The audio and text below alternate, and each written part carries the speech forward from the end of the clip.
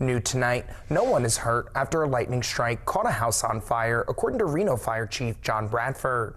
He says the lightning hit the attic of a home on the 2000 block of State Route 26 and it then spread within the walls of the home. Fire crews tore down some of the wall in the attic to put out the fire.